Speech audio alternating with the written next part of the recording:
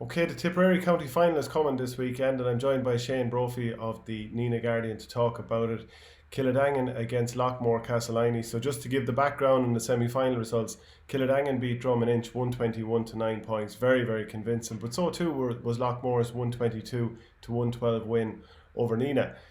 For like, is there what comes to mind when you think of this final? Are we thinking that Kiladangan, they've kind of coasted through their last few matches, like the Drum&Inch game, obviously, and even before that against Clonalty, Rossmore, Toomevara, looked very, very impressive at times. Whereas Loughmore, yeah, they've probably seen off their opposition too, especially Nenagh, in fairly fuss-free sort of terms. Yeah, I suppose it's an interesting one. Like I found it very very hard to call when I was trying to go through it there. In terms of who's coming in with the better form. Like both are coming in playing pretty well. You have like Kiladangan, the only unbeaten team coming into the final. They have 2 weeks rest. They have the motivation of lost two finals in the last 4 years. They're looking for their first ever county title.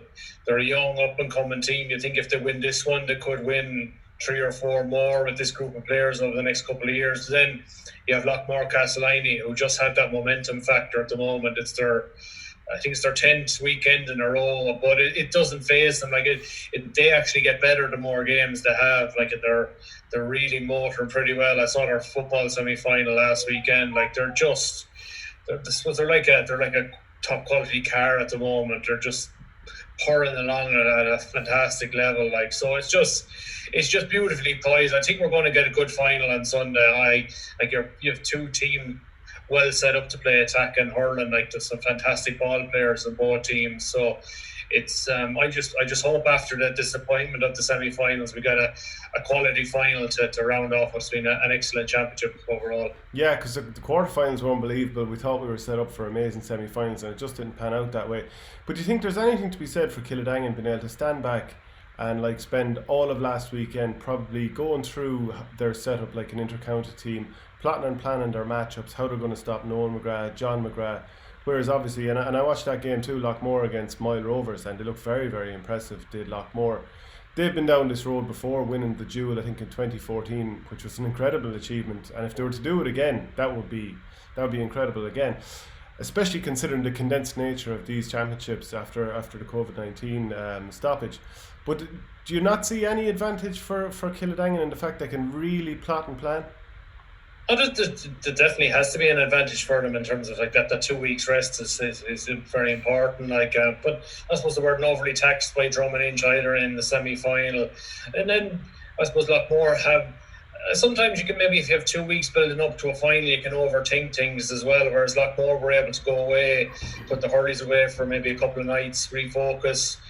Play a game of football, thankfully for them. I think apart from Aidan McGrath coming off in the first half, picked up no injuries as such. I think Aidan was more of a precaution than anything else. But then you see Loughmore were able to get about 20 minutes into Liam Tracy last weekend in the football match after coming back from a broken finger. So like he's going to be an extra addition to Loughmore coming off the bench, probably you would think in the final next weekend. But there's no doubt like Kiladangan, they have taken away the football. They've had 4 games less through this run than Loughmore-Castleiney have. Do they need to be any fresher? No, they don't. To say apart from Joe Gallagher and Fergal Hayes, every other player is in their 20s. I think the average age of the team, if you take out Fergal and Joe, is probably about 23, 24 years of age. Like they're that young. Like so, I suppose they had that advantage in between the quarter and semi-finals, with Drum having the less time to prepare. But I don't think with Loughmore they've been down this road, I don't think it's a massive advantage to Kiladangan.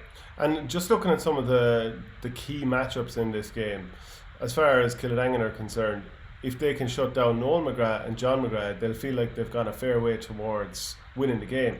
Do you see a situation where Willie Connors will be told you sacrifice your game in midfield and just always be trying to stand on Noel McGrath? Tough job and all as it is, that they might sacrifice him, probably thinking he could have a better chance of doing it at midfield than Ty Gallagher. And maybe John McGrath, you're being picked up by Alan Flynn no matter where you go, whether you go centre forward as he tried to float from against Nenagh, and that Alan Flynn follow him everywhere, and David Sweeney might try and sweep from wing back. Yeah, I don't think Kiladangan go down a route. I don't think they haven't really changed their game to suit the opposition in the championship so far, and I don't think they're going to go down route now. And I don't think that's being naive. I think they just trust the way they play.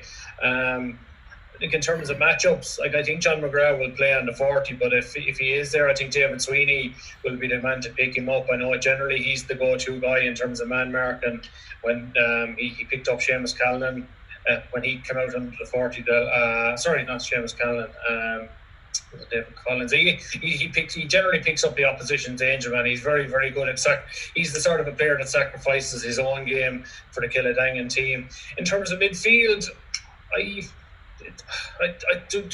does Willie Connor sacrifice his own game? I don't think so either. Like I think Kiladangan will think we've got to get service our forwards, and if we get enough quality ball into our forwards, I think they'll think they have more scoring options than Loughmore do. I think both teams are, I suppose, traditionally they're teams as such, like they're not heavily reliant on a couple of players. But if you were to, I suppose, narrow it down, you think Loughmore probably have the two star players on the field in Noel and John McGrath. But if they don't fire, they're probably hindered more than maybe what Kiladangan would be if a Paul Flynn or a Dan O'Mara doesn't fire. You have Joe Gallagher, you have Willie Connors, you have Brian Malachny, you have Sean Hayes, who's a very, very good minor 2 years ago. So it's an interesting scenario there, whereas they're both pretty even. Loughmore probably the star men, but if they're tied down, you think Loughmore are going to be hindered. But then we would have seen in the last three games you had in the group match against Kilruane, Evan Sweeney proved to be the match winner, number 2-3. Then you come to Clonolty, Kieran McGrath gets the 2 goals, and then the last day it's Tomas McGrath who steps up. So it's unbelievable the way Loughmore they're just able to get would you say the less heralded players to stand up and be counted. And like I mentioned in my preview this week that Loughmore full back line, I think are very, very underrated. Willie Evanston, Larkin Egan and Joseph Hennessy, and I think they'll be the 3 key guys if they're going to win the game. If the 2 of those guys have big games, I think they'll win the game at the weekend. And you're saying there that Kiladangan will probably trust their own game plan and not necessarily look to man mark Noel McGrath and John McGrath. Yeah. But if they end up losing that game and those 2 guys, who everyone knows are the best 2 players on the pitch, if they end up being the 2 players that win the game, like that'll be fairly criminal to not have tried to lock down the superstars. There's no doubt of it. I'm sure they'll come in for extra focus, and they'll definitely, as I say, Sweeney in terms of Sweeney and McGrath definitely is probably a matchup. I'd say Connors can sacrifice his game for others, but I think they like the way Connors is a very, very good ball player when he gets, and I think midfield is going to be a pretty crowded area, and I think Loughmore will want to make it crowded because physically they're probably the stronger team. Ty Gallagher and Willie Connors, I would say wouldn't, in terms of Willie wouldn't be light. He's a lot of inter-county training done. He's strong, but Ty Gallagher will be light enough. So they don't want to be in there popping off They want to be in there maybe popping off passes. They're very, very, very good. Like Connors is excellent in terms of you can actually see the game through the back of his head. And sometimes you see him laying off passes to the right or left. You don't know how he's seen his teammates in the first place. As to say, Loughmore will probably bring that bit of a football element to it. Their half forward line will probably sit a little deeper and try and give the likes of Evan Sweeney and maybe Conor McGrath, whoever starts in their full forward line. We've seen this in the last couple of games. Kieran McGrath started full forward against Clonolty. It worked. Tomas McGrath, more renowned as a midfielder stroke half forward, he went full forward against Nenagh, got a goal and 2 points. So it's as much as you say Kiladangan will be trying to isolate matchups. I think Loughmore will be thinking, okay, who's maybe the vulnerable link and maybe the Kiladangan defence that we could put maybe an unheralded player on to do some damage. Do you know, when I look back at those 2 semi-finals, I kind of wonder what did we really get to know from both teams, because Kiladangan were against the Drum and Inch team that had gone to extra time the week before, felt like they were really, really flat, and also they lost, I think it was Stevie Nolan they lost during the week, so their preparation was hampered. I mean, even Seamus Callanan had to get his calf wrapped up during extra time against Borris-Lee. Then on the flip side, you have a Loughmore team that didn't have Hugh Maloney at full back. Jake Morris got sent off, missed a few frees earlier, which obviously didn't help their case. Larkin Egan did a very good job on him, and Barry Heffernan ended up going off. So they won comfortably and they were always in front. But I kind of came away wondering how many indications do I have over who's going to win the final? Probably not too many, as you say. We don't think Kiladangan just weren't tested at all. But I was impressed by the ruthlessness. I suppose they were very, very sharp from the off. I thought that, and it's not the way they were clever in the way they started that game against Drum and Inch. Like they played up to the first water break at a lightning pace. And in fairness to Drum and Inch, they stayed with them, but you knew what Kiladangan were at. They were looking to suck any of the remaining decent energy that was in the Loch Drum legs out of them. And from that second, third quarter, like they just pulled away, like the Drum had nothing left, and like they're clever enough in terms of getting that level of tempo up. Whether that would work against Loughmore, I'm not so sure. I just think Loughmore, as I said earlier, they just know how to go through this busy period of playing hurling and football. They have no injuries. I suppose compared to other years where they were playing midweek games, maybe in terms of a crammed schedule, they don't have that this year. They're able to go through the games pretty well. Like Murtagh Brennan, their trainer, has got them up to a fantastic level of fitness. Like Frankie McGrath is there as manager. He's had the Midas touch really wherever he's been, with Ross Gray and Rathdowney Earl back with the club's camogie team. The Drum and Inch, they won the county championship last year and they're in the county final again this weekend, so it could be a fantastic weekend for the Loughmore element there with the McGraths, the Evastons, the Hennessy's. Like it's a fantastic club. But look, on the other hand, like Kiladangan going for a first county championship in their history. A couple of previous county final defeats. One team is going to be I suppose a fantastic victory for whoever gets it on Sunday. Yeah, I kind of feel like to some degree it's Kiladangan's time, because they've had those near misses, and you often hear you have to lose one to win one. They've lost two now. 2016 against Thurles, probably weren't really fully at the races. Against Borris-Lee, had that goal chance early on for Billy Seymour, didn't go in, missed the penalty. I'd say it was a long hard winter watching Borris-Lee go on and do what they did. I think they must feel like it's their time. And you mentioned that the age profile is very good. I think their use of the ball is brilliant. They're not going to just hit long ball all day. They're going to try and draw a lot more out. So to some degree, there's an awful lot of me thinking Billy Seymour, he can get some scores, and if he doesn't, Dan O'Mara can, or maybe Paul Flynn will, even Joe Gallagher will come in and get a few scores. And I'm obviously leaving out the likes of Brian Mallochny. Like, in a lot of ways, it does feel like it's their time. Oh, definitely. I suppose it was interesting to note when we spoke to their manager, Brian Lawler, after the semi-final. The first thing he did mention that they've been stewing on it for the last 12 months. So, like, there probably is an element of destiny of what they were at. They did disappoint in the county final last year, but I think they will reflect themselves that their knockout performances last year weren't hectic either. They were very, very good in the early stage of last year's championship.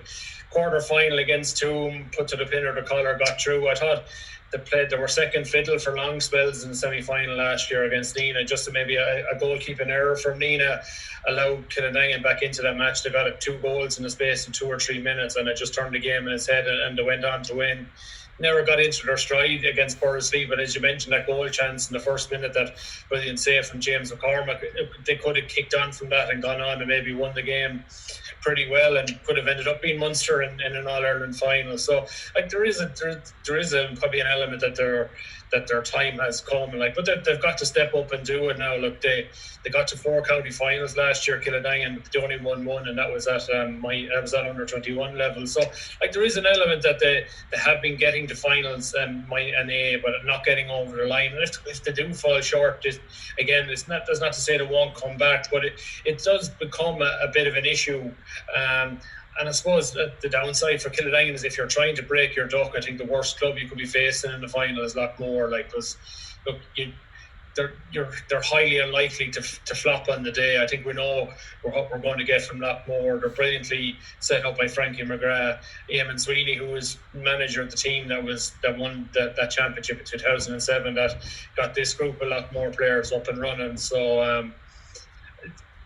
But then a lot of these Kiladangan guys, they've won an awful lot underage at North level. Maybe when it comes to county level, they've lost a couple of finals minor to St. Mary's and things like that. I suppose there's no excuses for them this time to have a fully fit squad. Like, they had the likes of Sean Tracy and John Meskel in terms of coaching capacity. They couldn't have asked for better. in terms of the championship this year, it's just been a 5-game run in the space of 10 weeks. There've been no extra games in terms of the North Championship. Maybe it's a distraction, as our captain Paul Flynn said to me this week. Everything is set up for them, and if there's a chance for them to finally break their luck, it is this year. And even having, Brian Lawler's obviously the manager, but having Dara Egan involved as well, involved with the Tipperary coach and setup.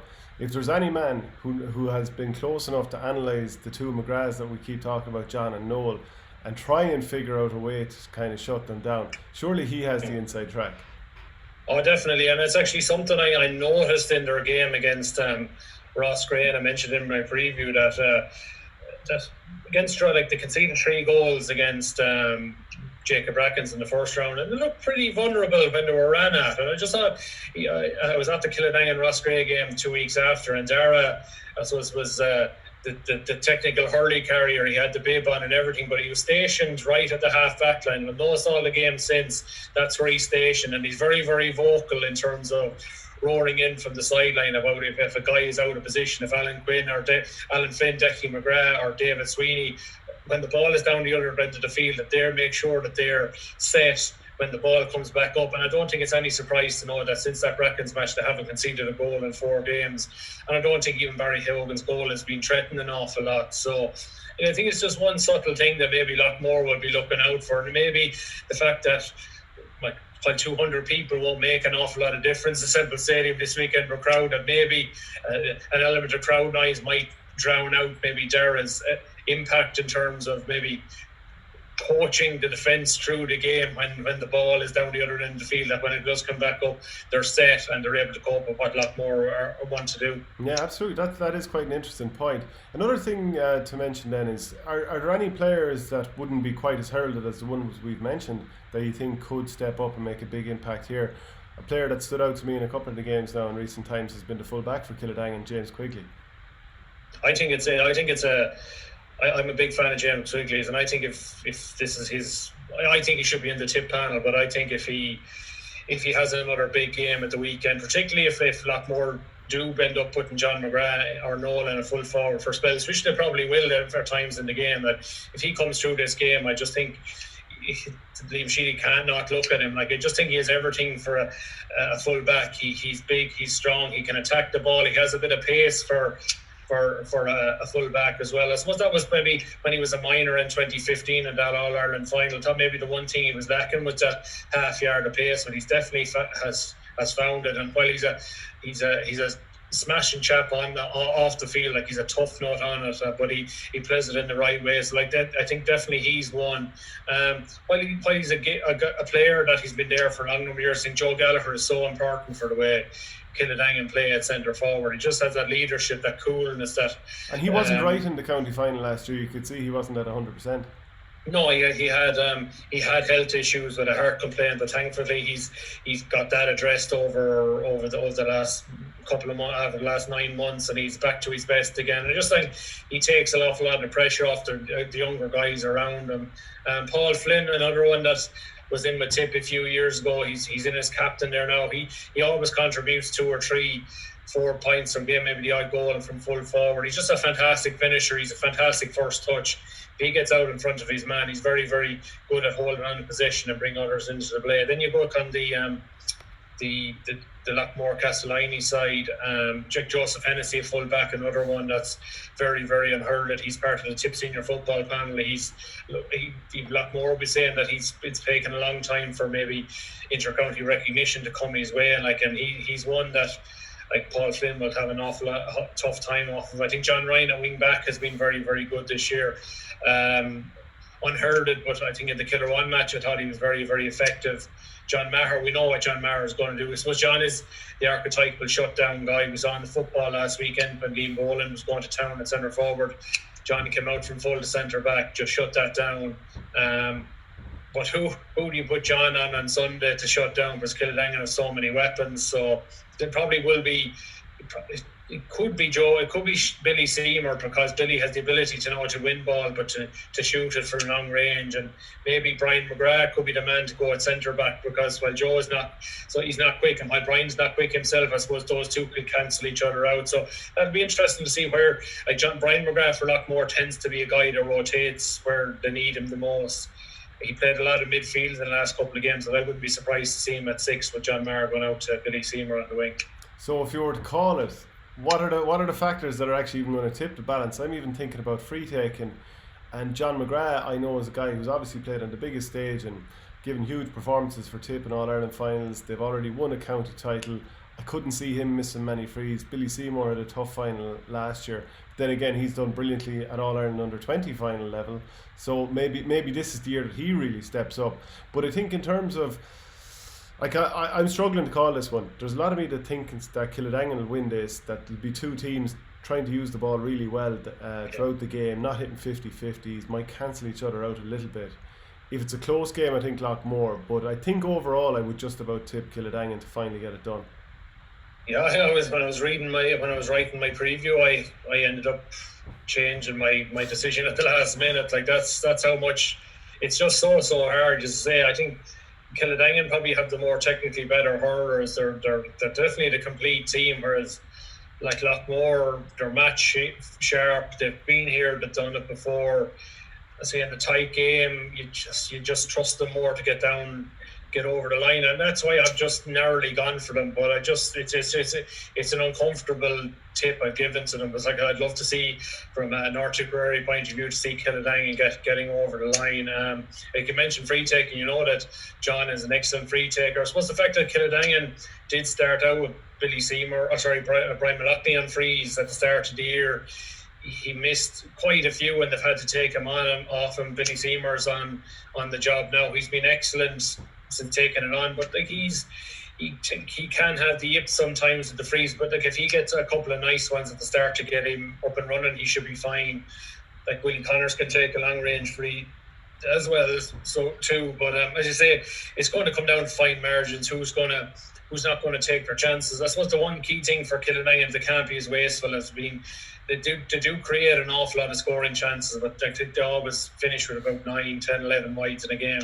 That won't do against Loughmore. I think Loughmore are definitely the more efficient team when it comes to shooting, that they won't be as wasteful when it comes to the scoring chances at the weekend. But I narrowly went for Loughmore, but it's an uncomfortable pick. Like, you could just flick a coin into the air like that. That's how tight it was. Like, so yeah, I think we're both kind of thinking the same thing. Really tight game, but at least we're going for different people. It's not boring, and there's not a consensus. Yeah. Like, the only thing I hope is that it's resolved on the field. I did mention that if it's a game that probably could go to extra time, but if at the end of 20 minutes it's still level, I just hope that the referee plays on and plays whatever amount of injury time. We just get a winner. The last thing I want is if this championship decided on penalty shootout. And no doubt Loughmore would love that, only a week before playing the county football final as well. And the Seamus Riain Cup final as well. Now, obviously you have a fair bit of skin in the game here with Lorrha, but Lorrha are up against Mullinahone. What's your thoughts on this one? Yeah, well, head, definitely heart and head pulling on this one. Like Mullinahone probably at the start of the year would have been seen as one of those 3 or 4 teams that were tipped to get to the final, and they're here now. Very, very good win over Newport in the semi-final, who beat them in the group stage.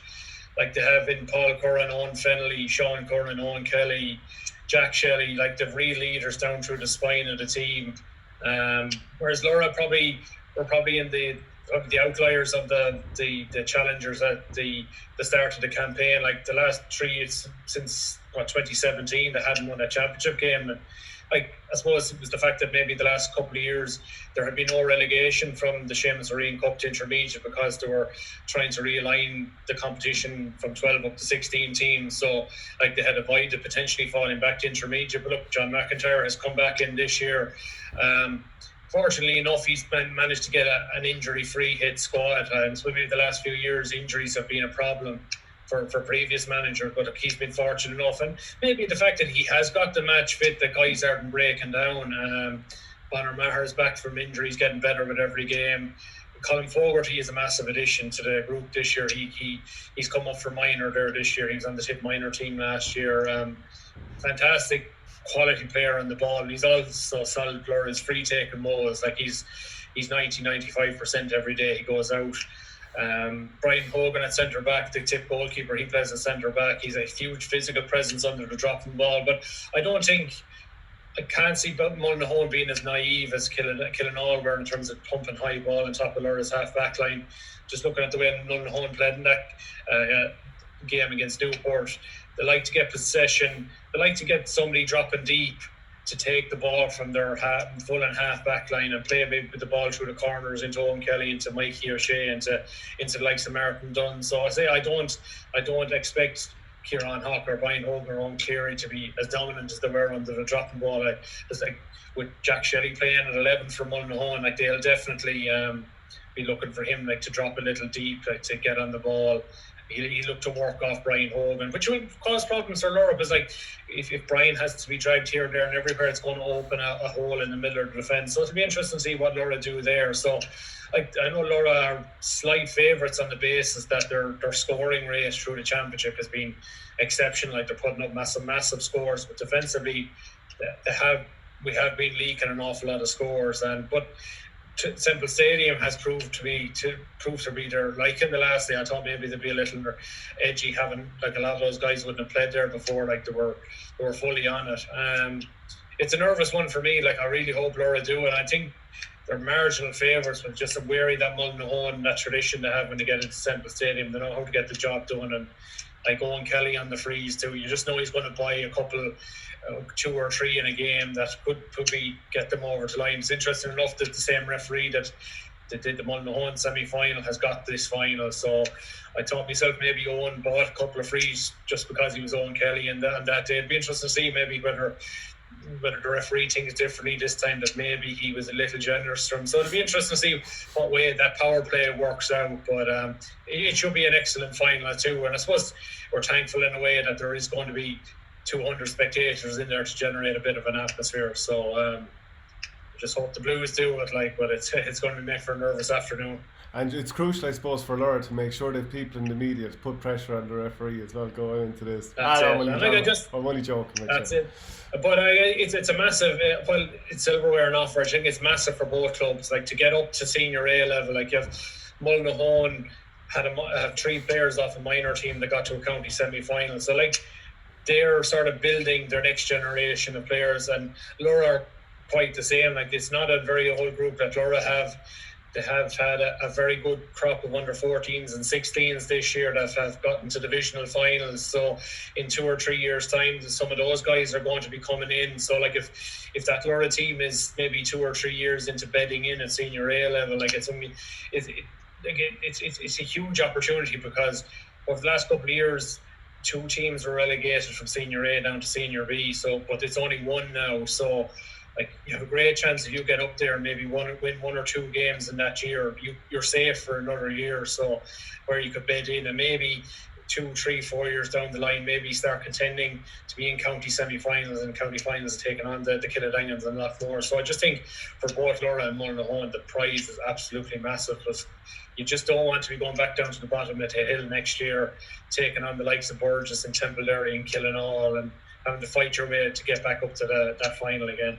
You mentioned Brian Hogan playing at centre back, and today in our game I actually interviewed Owen Murphy, the Kilkenny goalkeeper who plays out the field for Glenmore. Is it an aberration now, or is it the usual now that an inter-county, and Nicky Quaid's another one with Effin and Limerick, is it something now where inter-county goalies are so fit that they generally are capable of playing at, I suppose, senior or just below senior level with their clubs out the field because they're just so fit?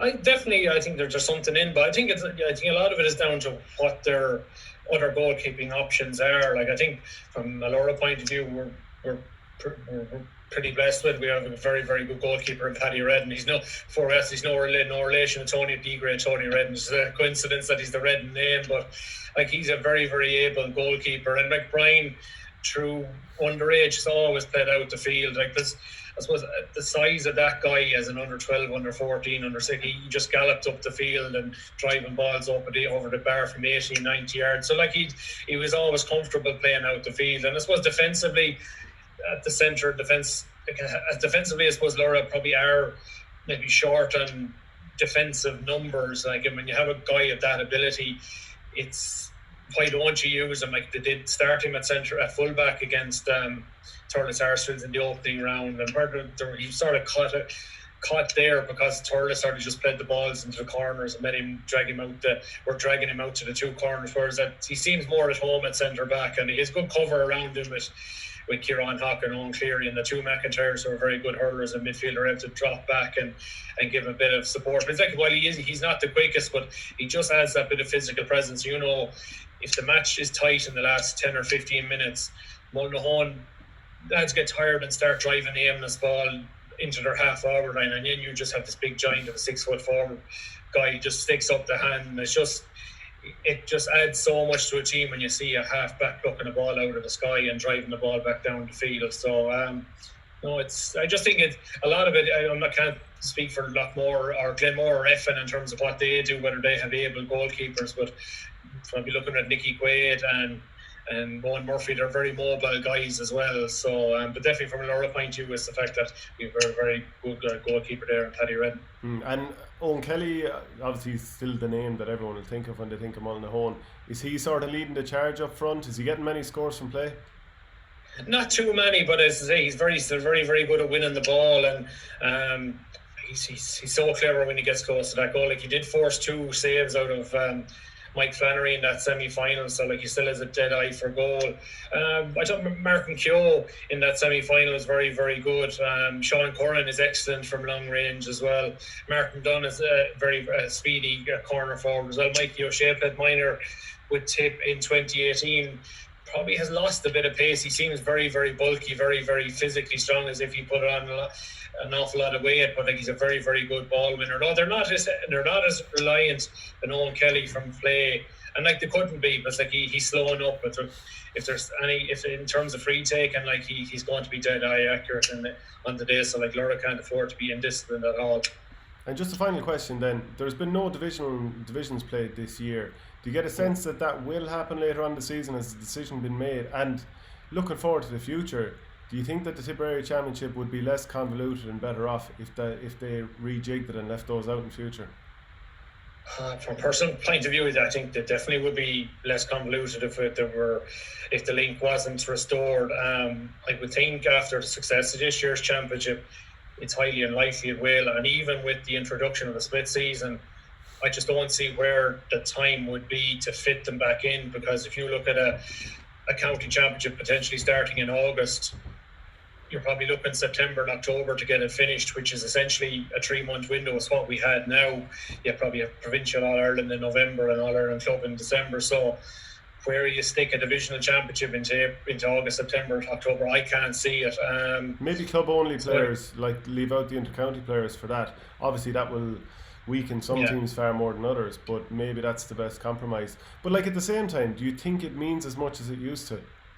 I don't think it does. It's interesting that Kiladangan captain Paul Flynn mentioned it, that he sort of glad that the North Championship wasn't in the middle of the county this year, because it would have added extra games. So like I think that the serious teams in Tipperary know that the county championship is the big one. Like the North Championship is great, and for the likes of maybe a Lorrha or Portrush or a club that are trying to build their way up, and like Killer, for what it was for Killer 2 years ago, they're a great stepping stone for the really strong clubs in the county. County championship is the one that matters. The divisional championships are going ahead in the west and the south, and the mid this year that actually do the west are having their 2 semi-finals this weekend.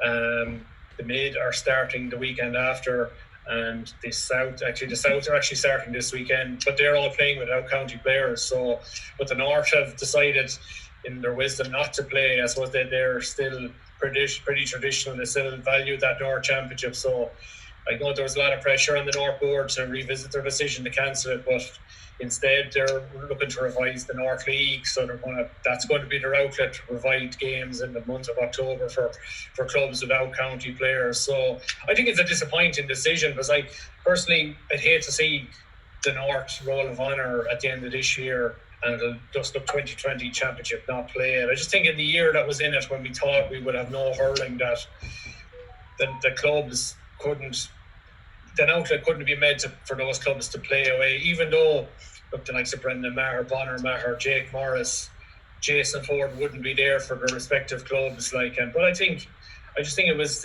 disappointing that they couldn't have played it. It would help past that period from the end of September to late October, where there's going to be no top level club action in that time before the Inter-County Championship in hurling begins in late October. I just think it's an opportunity missed. I think clubs will still play the North League games. Most of them will. It won't be the same edge as playing a championship, as well as I do, championship, inverted commas, league versus championship. I mean, the wording is different, and even if without your county players for that championship, I think club players would still have given a little bit more. Whereas against league, they can probably maybe leave it as a small bit. Some clubs will use it as an opportunity to blood guys for next year, which will benefit them in some ways, but it just won't mean the same that North League compared to Championship. Yeah, I agree with you in a lot of ways, and I definitely think like a North Championship is worth more than a league. But at the flip side, right? So this weekend it's the finals of the Dublin A and the Dublin B, and I'm lining out in the B one. But the idea of then tucking into league for the rest of the year, there's obviously no North and South in Dublin, but the idea of going playing a lesser competition after playing the Championship, in my head I'm like, I couldn't be bothered. So I mean, I know how that might sound to some people, but it'll be interesting to see what happens in the other divisions, and how while they won't have their county players, how strong will Clonarty Rossmore be in the West without Dylan Cork? I suppose Dylan Cork, but how many of their other frontline players won't play in that championship? I think that a lot of them will, because they're a proud club. How seriously will Mullinahone or Kiladangan take a South Championship, which they all learn to do? The South Championship is fiercely contested, that. But I suppose whether the North Board were right in their decision will depend on how maybe the other three divisions championships end up. Will there be maybe walkovers from clubs that were interested in playing, and then they struggle to find a team because lads are suddenly become half-arsed now that the main county championship is out of the way? So I suppose we'll know who would the winner, who made the right decision, probably at the end of October. Okay, and then I'll just put your neck on the block. Is it going to be Lorrha or Mullinahone in the Seamus Riain final? Who's going to win? I can't go past the Blues now, so I can't go past the Royal Blues. You'll be run out of the place. Right, Shane Brophy of the Nenagh Guardian, really appreciate you joining me once again. Cheers. No hassle.